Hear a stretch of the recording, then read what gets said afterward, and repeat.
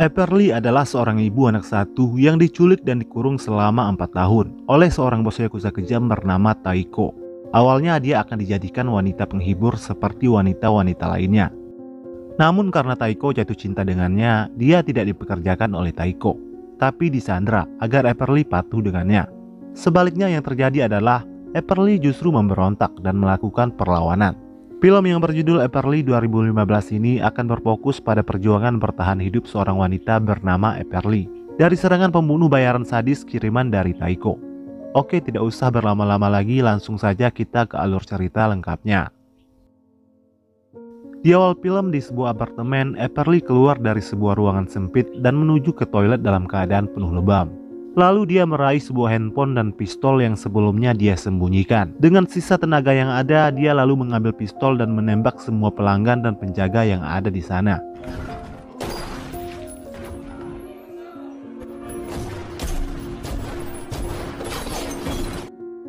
Lalu dia kembali ke toilet dan mengirim pesan suara kepada teman detektifnya.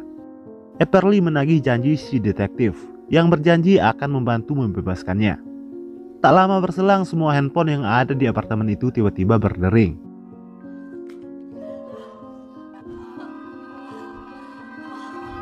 Dia lalu meraih telepon dari seorang pria yang dia tembak. Ternyata panggilan itu adalah dari Taiko. Taiko lalu menyuruh Epperly untuk membuka sebuah kotak kado yang dia kirimkan. Alangkah terkejutnya Epperly melihat isi di dalamnya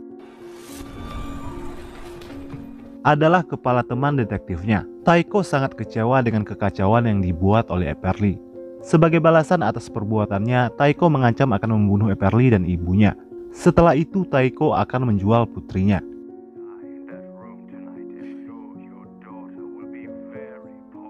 Mendengar itu, Epperly bergegas mengambil tas berisi penuh uang milik Taiko yang dia curi, yang dia sembunyikan di bawah lantai.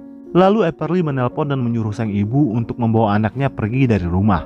Terdengar dari telepon itu, orang-orang Taiko telah datang menyerang ibu dan putrinya. Beruntung mereka berdua berhasil lolos dan pergi menggunakan mobil. Epperly mengatakan kepada ibunya untuk menunggunya di suatu tempat di tengah kota. Karena teman detektifnya telah tewas, Epperly kini harus berjuang sendirian untuk bisa keluar dari apartemen. Saat mencoba untuk keluar, satu anak buah Taiko datang dengan senjata. Dengan sigap Epperly menembaknya. Tak lama di kamar sebelah, Epperly mendengar percakapan seorang wanita dengan Taiko di telepon. Taiko membuat sayembara. Siapapun yang bisa membunuh Epperly maka akan mendapat hadiah uang sebesar $60.000. Wanita itu datang dan menyerang Epperly. Beruntung Epperly berhasil membunuhnya.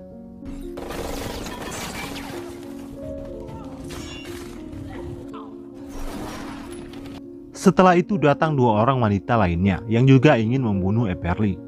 Agar wanita tersebut tak membunuhnya, Epperly lalu menyogok mereka dengan uang 2 kali lipat lebih banyak dari uang yang dijanjikan oleh Taiko.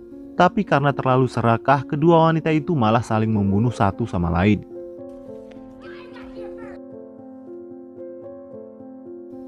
Lalu datang satu wanita lagi bernama Anna. Anna berniat ingin membunuh Epperly. Epperly kemudian meyakinkan Anna. Dia berjanji akan kembali menyelamatkannya, tepat setelah dia berhasil menyelamatkan anak dan ibunya. Anna lalu bersembunyi ke kamarnya. Epperly ingin keluar, namun orang-orang Taiko memblokking pintu apartemen. Lalu dia masuk lagi ke kamar, dan ternyata salah satu pria yang dia tembak ternyata masih hidup, tapi dalam keadaan sekarat. Pria itu meminta segelas minuman kepada Epperly. Karena kasihan, Epperly lalu memberikannya.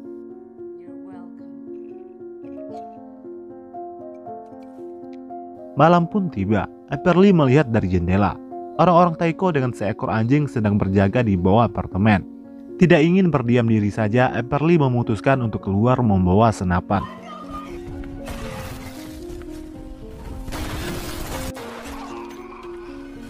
Epperly berhasil membunuhnya.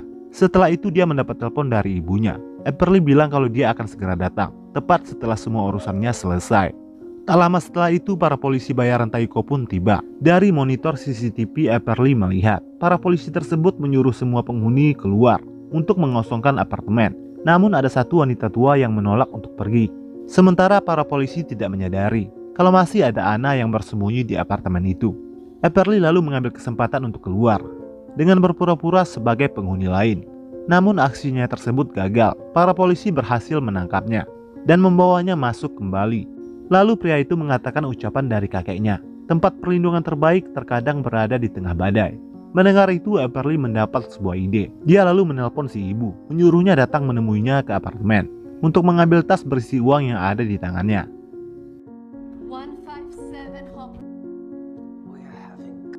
Untuk menyambut kedatangan sang ibu, Everly lalu membersihkan apartemen itu dan menyembunyikan senjata di semua tempat.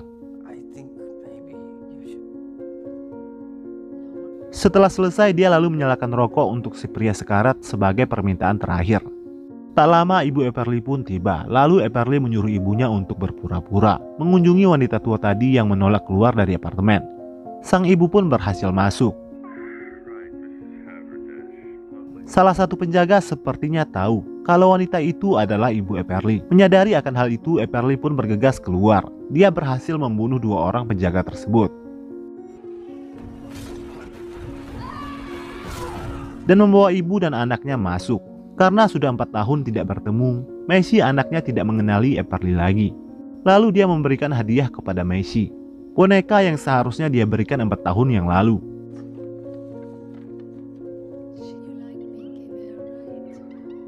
Setelah itu, Everly lalu menyuruh ibunya untuk segera pergi membawa tas uang miliknya. Sebelum itu, ibunya meminta penjelasan kepada Everly terlebih dahulu tentang apa sebenarnya yang terjadi. Everly lalu terpaksa menceritakan semua yang dia alami.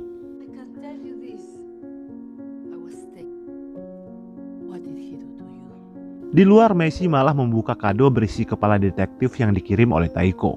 Beruntung Everly segera melarangnya. Dan pada saat yang bersamaan, pria yang sekarat itu pun tewas. Everly tidak menyadari kalau Messi telah keluar. Dia dihadang oleh seorang anak buah Taiko bersama anjing galaknya. Anjing itu masuk dan menyerang Everly.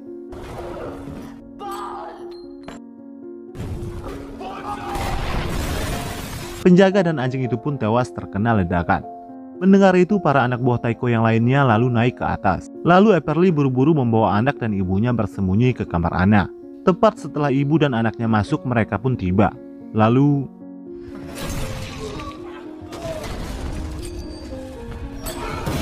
melalui CCTV, Anna melihat para tentara bayaran bersenjata lengkap telah tiba di apartemen bersama dengan seorang pria tua bernama Decidis. Everly lalu bersembunyi, namun Decidis berhasil menangkapnya.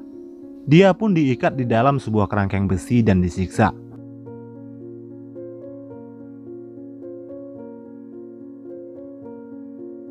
Ibu Everly datang berniat untuk menyelamatkan anaknya. Malangnya dia pun ikut disiksa.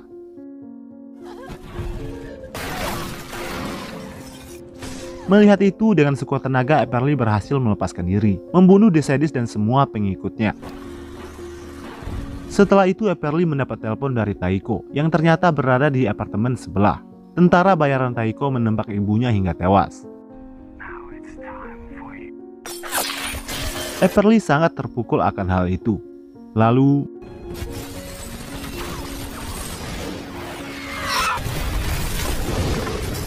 di sini Everly berhasil memancing kemarahan Taiko. Selanjutnya para tentara naik ke atas. Menyadari itu, Everly kemudian bersembunyi di bawah lantai.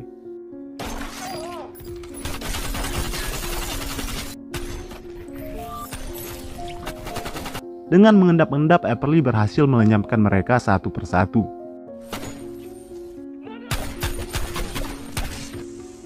Malangnya dia berhasil ditangkap. Kali ini dia berhadapan langsung dengan Taiko. Taiko lalu menyuruh para tentara untuk keluar. Everly pun disiksa dengan kejam. Selang beberapa lama, Everly menyerang balik dan berhasil membunuhnya.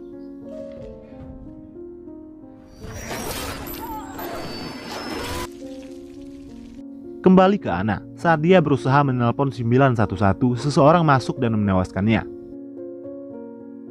Saat orang itu ingin mencelakai Messi, Everly tiba tepat waktu dan membunuhnya.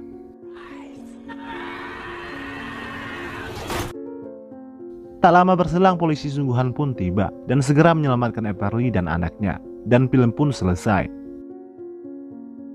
Oke guys, intinya film ini lumayan seru. Banyak adegan-adegan berdarah yang terlalu bahaya untuk ditampilkan. Kalian harus menonton full filmnya untuk merasakan sendiri ketegangannya. Oke guys, sampai jumpa lagi di next video.